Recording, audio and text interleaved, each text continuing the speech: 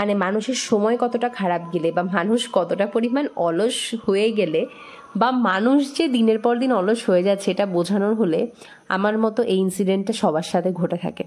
এতক্ষণ ধরে আমি প্রায় 25 থেকে 30 মিনিট ধরে কাট করে এডিটিংয়ের জন্য ভয়েস রেকর্ডিংটা দিলাম।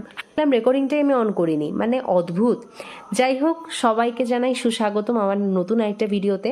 অনেকটা অসুস্থতার মধ্যে দিয়ে যাচ্ছি, 3টে আপডেট আমি দিয়ে দিই অসুস্থতার। প্রথমে আগে এটাই দিয়ে দিই, দাঁত নিয়ে অনেক সমস্যা, পরের মাসে আমাকে দাঁতের সাথে অনেক যুদ্ধ করতে হবে। সেকেন্ডলি অ্যাজমার প্রবলেম বেড়েছে অ্যান্ড ঠান্ডা লাগার ধাঁচ তো রয়েছে, এটা তোমরা অনেকেই জানো, অনেকে দেখেওছো, আমি শেয়ারও করেছি।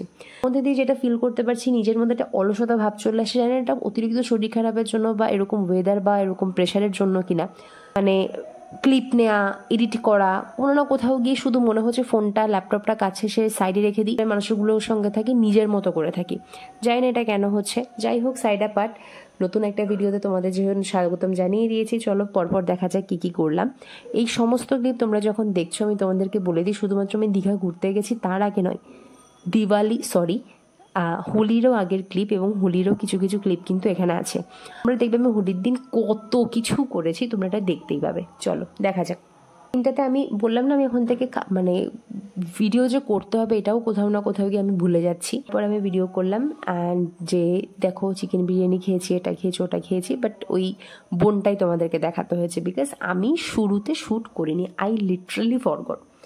তারপর বেরিয়ে গেলাম আবার কাজের জন্য, কারণ সেদিন কেষ্টপুরে আমাদের একটা কলিং ছিল। তো আমরা এয়ারপোর্টের কাছাকাছি একটা জায়গায় লাঞ্চ করে কেষ্টপুরের উদ্দেশ্যে চলে যাই। আর এটা ফেরার পথে মধ্যমগ্রাম হয়ে যখন ফিরি, এই লস্যিটা খাই, এটা অনেক ভালো খেতে, অনেক ভালো খেতে। এইটা হচ্ছে ঠিক তার পরের দিন আমার স্টুডেন্টরা আমার কাছে পড়তে চলে আসে অ্যান্ড ওর সাথে অনেকে, এই ব্যাচটাতে 3-4-5 জন থাকে, বাট সেদিনকে সবার যেহেতু ওয়েস্ট বেঙ্গল বোর্ডের অনেকের এক্সাম কমপ্লিট হয়েছে অ্যান্ড সিবিএসসি আইসিএসসির তো ফাইনাল এক্সাম কমপ্লিটই হয়েছে, তো মোরলেস এখন এক্সাম কমপ্লিট মোডে চলছে, অনেকে ঘুরতে গেছে, তো ওরাও আসলো না পড়তে। অ্যান্ড আমাকে দেখে বুঝতে পারবে তোমরা how much sick I am. আর আমার মায়ের হাতের চিনির প্রসাদ অতুলনীয় হয়, মানে এইটা আমি আগেও অনেকবার শেয়ার করেছি। ফ্রুট কাস্টার্ড যেরকম খেতে হয় ঠিক এক্স্যাক্টলি সেম টেস্ট। অনেকেই ভালো বানাতে পারে, বাট রিয়েলি আমার কাছে এটা অনেক বেশি ভালো লাগে।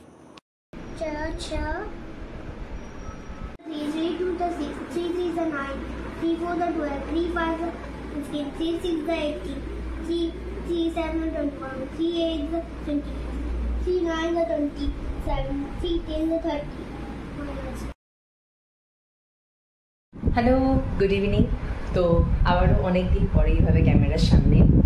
লাস্ট আমি ইস্টার্ন পার্ক থেকে আসার পরে, মানে সানডেতে আমার দাদার রিসেপশন ছিল, তো সেখান থেকে আসার পরে I was totally messed up.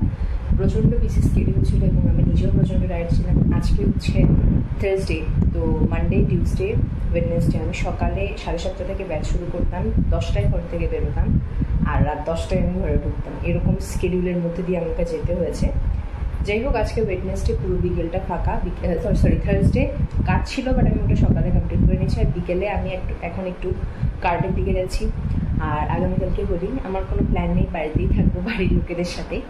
তো চলো আপাতত কার্ডে যাওয়া যাক। আজকে ভাইও যাবে ওখানে, তো ডিরেক্টলি ওখানে গিয়ে দেখা হচ্ছে। অ্যান্ড আজকে কার্ড থেকে রিয়েলি অনেক কিছু খাওয়ার ইচ্ছা আছে, অনেকদিন আমাদের নিজেদের কার্ডের খাবার খাই।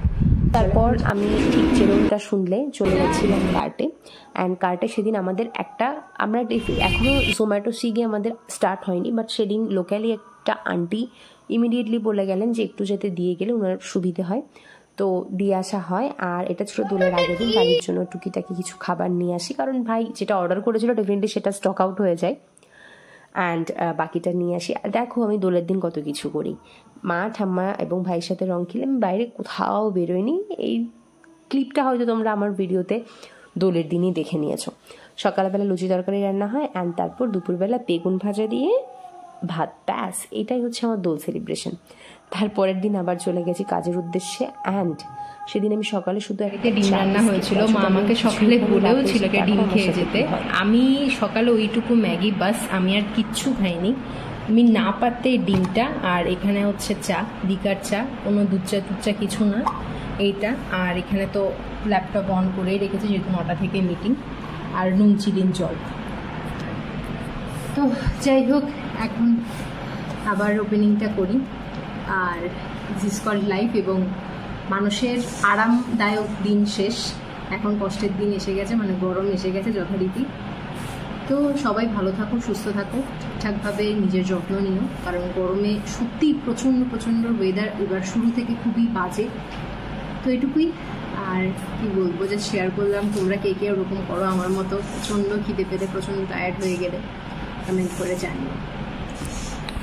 তো তারপরের দিনটা আবার আমাদের একটা ইনভাইটেশন থাকে, বাট সেই দিনটাতে আমাকে যেতে হতো বসিরহাটে, but I shifted the day because এই ইনভাইটেশনটাতে বা এই সেলিব্রেশনটাতে আমাকে যেতেই হতো, কারণ আমার একটা ছোটো ভাইয়ের বার্থডে সেলিব্রেশন। সো আমরা এটাকে মিস করার কোনো জায়গা ছিল না, আমি আর ভাই চলে গেছিলাম। টু বি ভেরি অনেস্ট, কেকটা আমি ওকে কেকটা আমি ওকে গিফট করিনি, কেকটা অন্য কেউ গিফট করেছে। আমি ওর জন্য একটা কফি মাগ গিফট করেছি বিকজ ও দুধ দিয়ে হরলিক্স গুলে খেতে প্রচণ্ড ভালোবাসে। আর একটা চকলেট আইসক্রিম গিফট করেছি, মানে দিয়েছি ওকে, বিকজ ও চকলেট আইসক্রিম বা চকলেট জাতীয় যে কোনো জিনিস খেতে প্রচণ্ড ভালোবাসে। তো এখানে সেলিব্রেশন, কেক কাটিং এগুলো সব ডান। অ্যান্ড তারপরের দিন আমি চলে যাচ্ছিলাম বসিরহাটে, যেটা আমি শিফট করলাম যাওয়াটা। বসিরহাটে গিয়ে একা একা যেটুকু আমার জার্নি, যেটুকু কাজ সেটুকু কমপ্লিট করে আর রাতে এসে কোনো ধরনের শ্যুট কিছুই করিনি। তারপরের দিন সকালবেলা বেরিয়ে পড়ি কাজের জন্য। অ্যান্ড যেহেতু স্টুডেন্টদের স্কুল অনেকটাই ছুটি, অনেকেরই ছুটি, তো আমি চেষ্টা করি ম্যাক্সিমামটা সকালেই পড়িয়ে দিতে, অ্যান্ড ওরাও এটা প্রেফার করে। তো যাই হোক, তারপরে এটা হচ্ছে সেই ঐতিহাসিক বৃষ্টির দিন। শুক্রবার থেকে বৃষ্টিটা শুরু হয়েছিল, পড়িয়ে আমি আবার একটু বাইরে খাওয়া দাওয়াও করিনি। কদিন বাইরে খাওয়া দাওয়াটাও প্রচুর হয়েছে। এখন কমপ্লিট বাড়ির আনুষঙ্গিক কাজ যেগুলো করতে হয় সেগুলো কমপ্লিট করতে হয়। অ্যান্ড এইটা হচ্ছে দীঘা থেকে ফিরে আসার পর। দীঘার ব্লগ অলরেডি তোমরা দেখে নিয়েছো, আর এখন তোমরা যে ব্লগটা দেখছো বা যখন তোমরা এই ভিডিওটা দেখছো তখন কিন্তু অলরেডি আমি মায়াপুরে, আমি বলেছিলাম আমি ঘুরতে আসবো। তো খুব শীঘ্রই আমিও নিজেকে মোটিভেট করছি, কোথাও না কোথাও গিয়ে এই জিনিসটা আমার মনে হয় আমার দরকার ছিল, কারণ আমার বুঝতে হতো যে না, I am being stopped, someone is stopping me. It can be me, it can be my conscious আর subconscious mind, I don't know, but yes, যেখানে যাব, যেটুকু যাব, যেহেতু কন্টেন্ট ক্রিয়েটার বা কন্টেন্ট ক্রিয়েট করব এই ভাবনাটা মাথায় আছে, যথাযথ কন্টেন্ট আমি আমার পক্ষ থেকে, আমার দিক থেকে আমি ক্রিয়েট করব। আর খুব শীঘ্রই মায়াপুরের ব্লগ নিয়ে বা মায়াপুরের ভিডিও নিয়ে তোমাদের সাথে আসছি। ভালো থেকো সকলে, দেখা হচ্ছে নতুন আরেকটা ভিডিওতে এবং তোমার স্বপ্নের কারিগরে। অনেকের কোয়ারি ছিল কেন ওটাতে গান দেয়, কারণ ওটাতে আমি শেয়ার করেছি নিজেকে দেওয়া একটা গিফট, ওখানে আমার বলার আর কিছু নেই, এই জন্য আমি একটা পছন্দের গানের সাথে পছন্দের গান দিয়ে তোমাদের সাথে ওটা শেয়ার করলাম।